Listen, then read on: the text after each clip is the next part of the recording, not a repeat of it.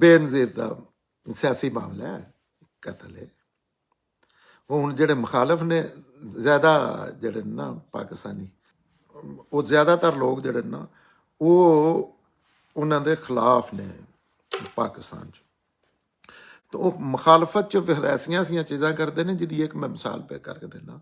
बेनज़ीर का कतल वो पूरी जमात जिहड़ी वो फौज ने कतल कर दी है। वजह ਉਹਦੀ ਕੀ ਹੋਈ ਹੈ ਕਿ ਉਹਨਾਂ ਉਸ ਲੈਵਲ ਤੇ ਜਾ ਕੇ ਉਹਨਾਂ ਦੀ ਗੱਲ ਨਹੀਂ ਮੰਨੀ। ਇਹ ਰਿਕਾਰਡ ਤੇ ਮੌਜੂਦ ਹੈ। ਤੇ ਉਹਨਾਂ ਫਿਰ ਉਹਦਾ ਇੱਕ ਹੀ ਹੱਲ ਟੁੱਟਿਆ। ਜ਼ਾਹਿਰ ਇੱਕ ਹੀ ਹੱਲ ਨਹੀਂ, ਹੱਲ ਤੇ ਬੜੇ ਹਨ, ਲੇਕਿਨ ਉਹਨਾਂ ਕੋਲ ਹੱਲ ਇੱਕ ਹੀ ਹੈ ਕਿਉਂਕਿ ਉਹਨਾਂ ਨੂੰ ਟ੍ਰੇਨਿੰਗ ਇਸ ਚੀਜ਼ ਦੀ ਦਿੱਤੀ ਗਈ ਹੈ ਕਿ ਕਤਲ ਕਰ ਦਿਓ। ਉਹਨਾਂ ਨੂੰ ਪੂਰੀ ਫੈਮਿਲੀ ਕਤਲ ਕਰ ਦਿੱਤੀ ਗਈ ਹੈ ਸਾਫ਼ ਸਾਰੀ ਦੁਨੀਆ ਦੇ ਸਾਹਮਣੇ, ਜਿਨ੍ਹਾਂ 'ਚ ਇੱਕ ਸਿਟਿੰਗ ਵਜ਼ੀਰ ਆਜ਼ਮ ਚੁੱਕ ਕੇ तशद्दद करके कतल किया है। और दूसरी वजीर आजम जी है वो एक तो ज़्यादा बारी वजीर आजम रही है और उन्हें भी दस के ऐलान करके पूरी दुनिया के सामने कतल किया है। लेकिन लोगों से मशहूर है कि बेनज़ीर नूं आसिफ ज़रदारी ने कतल किया। हुण ये जिहड़ी गल है ये ते मैं दो त्रै चीज़ां अकली सवाल लोगों के रखने ने कि सारी दुनिया ने इस चीज़ का पता है कि भुट्टो साहब दे तो कोई डाउट ही नहीं।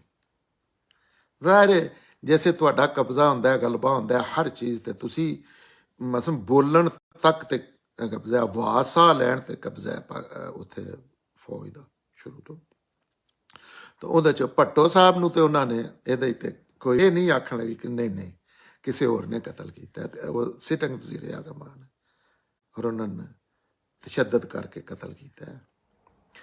दूसरा उन्होंने भाई का भी ये रिकॉर्ड तो मौजूद है कि शाहनवाज साहब का भी कतल जोड़ा है वो इन्होंने नहीं किया, फौज नहीं। मुर्तज़ा का भी कतल ये नहीं किया क्योंकि एक ये अकली दलील ये भी है कि कतल उत्थे करते ही एक इदारा है और कोई किसी ने कतल नहीं करता, इख्तलाफ करते हैं या ज़ाती दुश्मनियां मारते हैं। असूली इख्तलाफ तो कतल या करते हैं या कराते हैं, वो ही करते हैं जिन्हों का पाकिस्तान तक कब्जा है वो तो छड़ दो।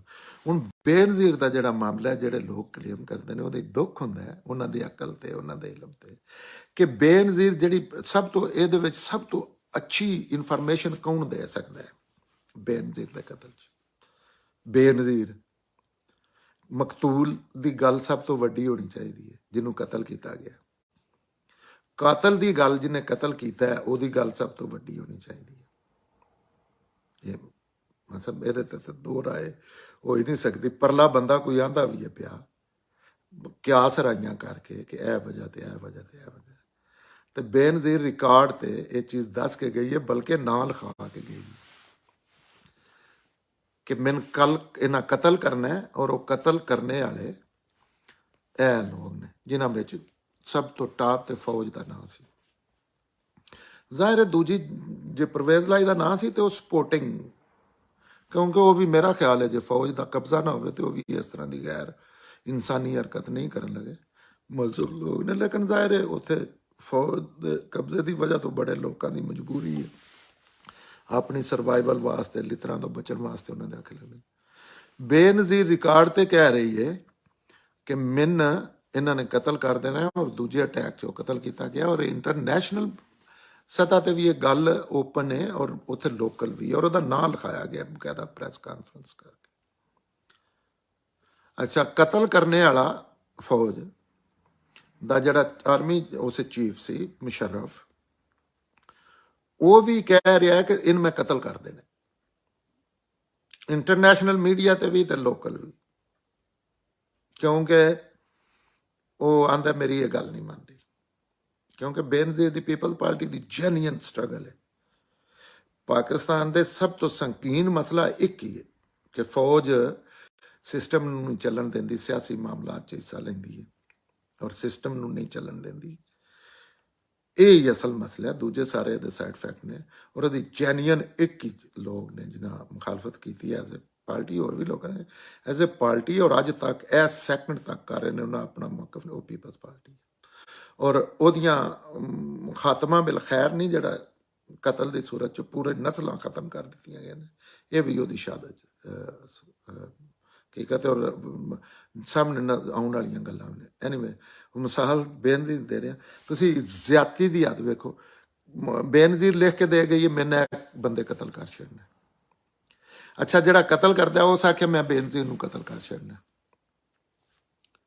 ਲੇਕਿਨ ਨਾਵਲ ਜਾਫੀ ਕੋਈ ਬਿਲਕੁਲ ਨਹੀਂ ਪਤਾ, ਕਿਉਂਕਿ ਫੌਜ ਨੇ ਪ੍ਰਾਪੋਗੰਡਾ ਕੀਤਾ ਉਹਨਾਂ ਦਾ ਕਬਜ਼ਾ ਟੀਵੀ ਤੇ ਅੱਗੇ ਪਿੱਛੇ, ਉਹ ਬੜਾ ਇਫੈਕਟਿਵ ਹੈ। ਉਹ ਆਂਦੇ ਨੇ ਉਹਦੇ ਹਸਬੈਂਡ ਨੇ ਕਤਲ ਕੀਤਾ ਆਪਣੇ ਬੱਚਿਆਂ ਦੀ ਮਾਂ ਨੂੰ।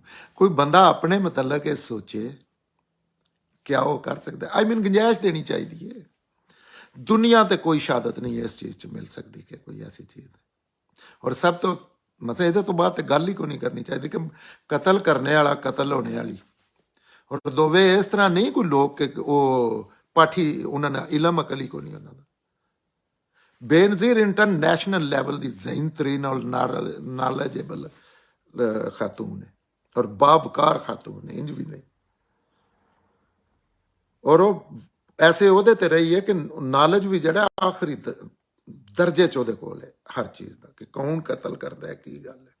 ਔਰ ਜ਼ਿੰਮੇਦਾਰ ਇਨਸਾਨ। ਔਰ ਮੁਸ਼ਰਫ ਜਿਹੜਾ ਹੈ ਉਹ ਵੀ ਨਿਰਾ ਆਰਮੀ ਚੀਫ ਨਹੀਂ, ਉਹ ਫਿਰ ਡੰਡੇ ਦੇ ਜ਼ੋਰ ਤੇ, ਬੰਦੂਕ ਦੇ ਜ਼ੋਰ ਤੇ, ਕਿਉਂਕਿ ਭੇਡਾਂ ਦਾ ਮੁਲਕ ਹੈ, ਉਹ ਪ੍ਰੈਜ਼ੀਡੈਂਟ ਵੀ ਬਣੇ ਹੈ। ਉਹ ਵੀ ਕਹਿ ਰਿਹਾ ਮੈਂ ਕਰਨਾ।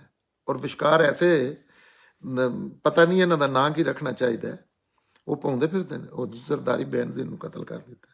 ਇਹ ਇੱਕ ਮਿਸਾਲ ਹੈ। ਇਹਦੇ ਤੇ ਇਲਮ ਅਕਲ ਤੇ ਮਾਯਾਰ ਪੂਰੀ ਉਤਰਨੇ ਵਾਲੀ ਲੋਕਾਂ ਨੂੰ ਗੱਲ ਕਰਨੀ ਚਾਹੀਦੀ ਹੈ ਤਾਂ ਕਿ ਪ੍ਰਾਪੋਗੰਡਿਆਂ ਚੋਂ ਨਿਕਲ ਕੇ। ਇਹਦੇ ਵਾਸਤੇ ਜਿਹੜਾ ਤੁਹਾਨੂੰ ਗੱਲਾਂ ਦੱਸੀਆਂ ਜਾਂਦੀਆਂ ਨੇ ਉਹ ਜ਼ਰੂਰੀ ਨਹੀਂ ਸਾਰੀਆਂ ਸਹੀ।